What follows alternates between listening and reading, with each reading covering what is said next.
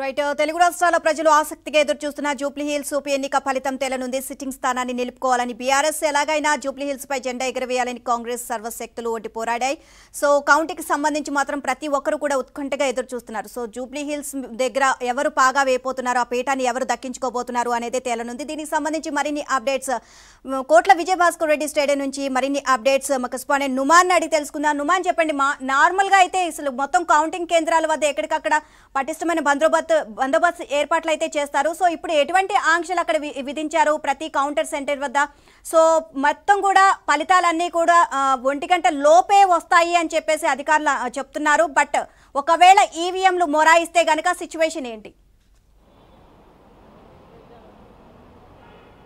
నీలిమ మొత్తం కూడా కోట్ల విజయభాస్కర్ రెడ్డి స్టేడియం దగ్గర పటిష్టమైనటువంటి బందోబస్తుని ఏర్పాటు చేశారు. మొత్తం 144 సెక్షన్ ఏర్పాటు చేసినటువంటి పరిస్థితి ఉందని చెప్పవచ్చు. సో ఇక ఉప ఎన్నికలకు సంబంధించినటువంటి ఫలితాలు ఈరోజు మధ్యాహ్నం అంటే 2 నుంచి 3 గంటల వరకు పూర్తి స్థాయిలో తేలేటటువంటి అవకాశం అయితే ఉందని చెప్పవచ్చు. మొత్తం కూడా దాదాపు అంటే 10 రౌండ్లలో ఈ లెక్కింపు అంతా జరుగుతుంది. దాదాపు 42 టేబుల్స్ని ఏర్పాటు చేసినటువంటి పరిస్థితి. 188 మంది సిబ్బంది ఏదైతే లోపల ఈ కౌంటింగ్లో పాల్గొన్నటువంటి పరిస్థితి. సో ఇప్పటికే ఇటు కాంగ్రెస్ కానివ్వండి, బీఆర్ఎస్ కానివ్వండి, బీజేపీ, దాంతోపాటు ఇటు స్వతంత్ర అభ్యర్థులతో పాటుగా ఏజెంట్లు కూడా కోట్ల విజయభాస్కర్ రెడ్డి స్టేడియంకి చేరుకుంటున్నటువంటి పరిస్థితి. ఈ నేపథ్యంలో ఇటు కోట్ల విజయభాస్కర్ రెడ్డి స్టేడియం దగ్గర బయట మనం పరిస్థితి ఒకసారి చూసినటువంటి ప్రయత్నం చేద్దాము. మొత్తం కూడా ఇప్పటికే ఇటు అభ్యర్థులు ప్రధాన పార్టీలకు సంబంధించినటువంటి అభ్యర్థులు కూడా ఒక్కొక్కరుగా చేరుకుంటారు. 8 గంటలకు కౌంటింగ్ ఉంటుంది కాబట్టి సో ఈ నేపథ్యంలో ఇప్పటికే ఇటు వచ్చేటటువంటి వారితో అంతా కూడా ఇటంతా ఒక సందడి వాతావరణం అయితే ఇటు కోట్ల విజయభాస్కర్ రెడ్డి కౌంటింగ్ హాల్ దగ్గర మనకు కనిపిస్తుందని చెప్పొచ్చు.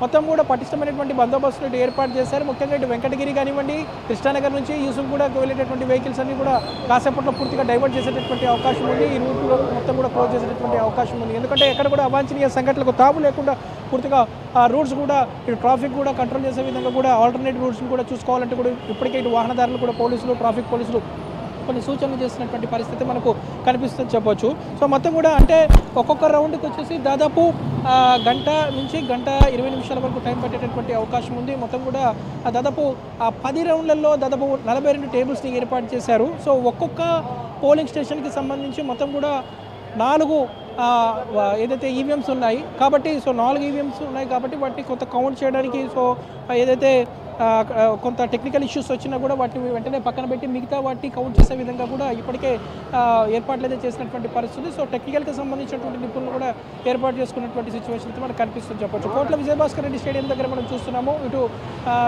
కేంద్ర బలగాలతో మొత్తం లోపల బయట మొత్తం కూడా ఇటు లా అండ్ ఆర్డర్ పోలీసులు పటిష్టమైనటువంటి బందోబస్తుని ఇక్కడ ఏర్పాటు మొత్తం కూడా ఏదైతే ఇటు ఊరేగింపు కానివ్వండి, దాంతోపాటు ఏదైతే ఇటు ర్యాలీలు చేయకుండా ఇప్పటికే ఇటు హైదరాబాద్ నగర సిపి కూడా కొన్ని కీలకమైనటువంటి ఆదేశాలు జారీ చేశారు. 144 సెక్షన్ పెట్టినటువంటి పరిస్థితి కూడా మనకు కనిపిస్తుంది. కేవలం అంటే లోపల కూడా పాసెస్ ఉన్నటువంటి అభ్యర్థులు, దాంతోపాటు ఏజెంట్ ఎవరైతే ఉన్నారో వారిని మాత్రమే అనుమతిస్తున్నారు. పాస్ లేకపోతే ఎలక్షన్ కమిషన్ నుంచి వచ్చినటువంటి పాస్ లేకపోతే మాత్రం ఎవరిని కూడా లోపలికి అనుమతించినటువంటి పరిస్థితి. వారిని కేవలం గేట్ బయటకు మాత్రమే వారు ఉండేటటువంటి అవకాశం ఉంది. సో మొదట పోస్టల్ బ్యాలెట్కి సంబంధించినటువంటి కౌంటింగ్ జరుగుతుంది. సో ఈ పోస్టల్ బ్యాలెట్కి సంబంధించి మొత్తం 101 కౌంటింగ్స్ ఏదైతే ఈ ఈవీఎంలో ఈ కౌంటింగ్ ఉంటుంది కాబట్టి ఈ ఫలితము 10 గంటల వరకు వచ్చేటటువంటి అవకాశం ఉంది. అంటే ఇదే మొదటి ఫలితంగా చెప్పవచ్చు. దాని తర్వాత 10 గంటల తర్వాత నుంచి మాత్రం ఎందుకంటే టేబుల్స్ ఈవీఎంస్ బాక్సుల నుంచి తీయడము, వాటిని టేబుల్ మీద పెట్టడము, వాటిని అంతా టెక్నికల్గా చూసుకోవడం, దాని తర్వాత కౌంటింగ్ జరగడం, ఇదంతా జరగడానికి ఒక్కొక్క రౌండ్కి వచ్చేసి దాదాపు 1 గంట నుంచి 1:20 వరకు టైం పట్టేటటువంటి అవకాశం ఉంది. మొత్తం 5 రౌండ్లలో కొంత ఫలితం తేలేటటువంటి అవకాశం ఉంది. ఎందుకంటే 48% ఓటింగ్ నమోదైంది. అంటే గతంతో కంపేర్ చేస్తే కేవలం 1.5 to 2% మాత్రమే ఓటింగ్ అదనంగా నమోదైంది కాబట్టి కొంత ఓటింగ్ పర్సెంట్ కూడా తక్కువగా నమోదైంది. బట్ కొన్ని డివిజన్లు అంటే మొత్తం కూడా ఇటు 7 డివిజన్లు ఉన్నాయి. ముఖ్యంగా షేక్పేట్ కానివ్వండి, యూసుఫ్గూడ, సోమాజిగూడ, బోరబండ, ఎర్రగడ్డ, రెహమత్ నగర్ ఈ డివిజన్స్ ఏదైతే ఉన్నాయి కాబట్టి సో మొదట సంబంధించినటువంటి కౌంటింగ్ షేక్పేట్కి సంబంధించినటువంటి కౌంటింగ్. సో షేక్పేట్ నుంచి కౌంటింగ్ మొదలవుతుంది. ఇక ఎర్రగడ్డ నుంచి కౌంటింగ్ క్లోజ్ అవుతుంది. ఇక బోరబండలో అత్యధికంగా పోలింగ్ పర్సంటేజ్ నమోదైంది. బోరబండలో మొత్తం 55% ఓటింగ్ నమోదైంది. గతంలో 45% నమోదైతే ఈసారి దాదాపు అదనంగా 10% నమోదైనటువంటి పరిస్థితి.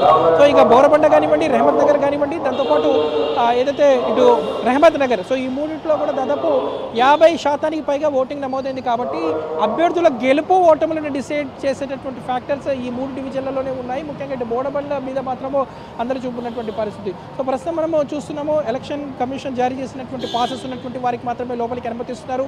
లోపల ఎవరిని మాత్రం ప్రస్తుతం అయితే అనుమతించట్లేదు. ఒక్కొక్కరిగా ఇటు ఏజెంట్లు బీఆర్ఎస్ కానివ్వండి, కాంగ్రెస్ కానివ్వండి, బీజేపీ కానివ్వండి, అదేవిధంగా ఇటు స్వతంత్ర అభ్యర్థులు మొత్తం కూడా దాదాపు 58 మంది స్వతంత్ర అభ్యర్థులు ఉన్నారు. కాబట్టి సో స్వతంత్ర అభ్యర్థులు ఉన్నటువంటి వారు ఎవరైతే ఉన్నారో వారిని అభ్యర్థులను ఏజెంట్లను మాత్రమే లోపలికి అనుమతిస్తున్నటువంటి పరిస్థితి మనకు కనిపిస్తుందని చెప్పొచ్చు. పూర్తిగా ఇక్కడ ఒక ఉత్కంఠ నెలకొన్నటువంటి సిచ్యువేషన్. సో ఎగ్జిట్ పోల్స్ని పక్కన పెట్టి చూస్తే సో ఈరోజు రానున్నటువంటి ఫలితాల మీద మాత్రం ఇటు తెలుగు రాష్ట్రాల్లో, ఇటు తెలంగాణ రాష్ట్ర వ్యాప్తంగా కూడా అందరి దృష్టి జూబ్లీ హిల్స్ ఉప ఎన్నికల మీదే ఉందనే చెప్పవచ్చు. ఎందుకంటే జూబ్లీ హిల్స్ ఉప ఎన్నికలకు సంబంధించి ఇప్పటికే ఇటు పెద్ద ఎత్తున కూడా బెట్టింగ్స్ అవుతున్నాయి. ఇటు ఆన్లైన్లో కానివ్వండి, దాంతోపాటు చాలామంది ఇటు వ్యాపారవేత్తలు, బడబడ వ్యాపారులు కానివ్వండి, సెలబ్రిటీస్ చాలామంది కూడా జూబ్లీ హిల్స్ ఉప ఎన్నికల మీద బెట్టింగ్స్ పెద్ద ఎత్తున వేస్తున్నటువంటి పరిస్థితి. సో దీని మీద కూడా ఇప్పటికే పోలీసులు కూడా ఒకంత నజర్ వేశారు. సో బెట్టింగ్స్ జరుగుతున్న వాటి మీద కూడా తమ దృష్టికి వస్తే వెంటనే చర్యలు తీసుకుంటాము, కట్టమైనటువంటి చర్యలు ఉంటాయి బెట్టింగ్స్ సంబంధించినట్టు కూడా ఇప్పటికే హైదరాబాద్ నగర పోలీసులు కూడా హెచ్చరికలు జారీ చేస్తున్నటువంటి పరిస్థితి.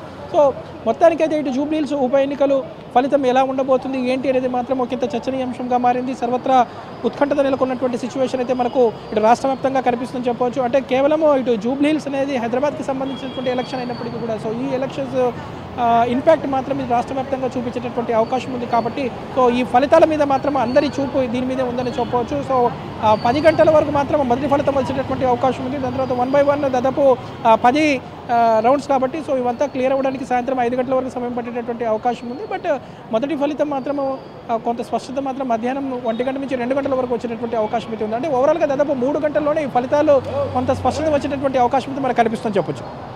రైట్, నుమాన్ కాంగ్రెస్ పార్టీ మాత్రం మేమే గెలుస్తామని చెప్తుంది. మరోవైపు బీఆర్ఎస్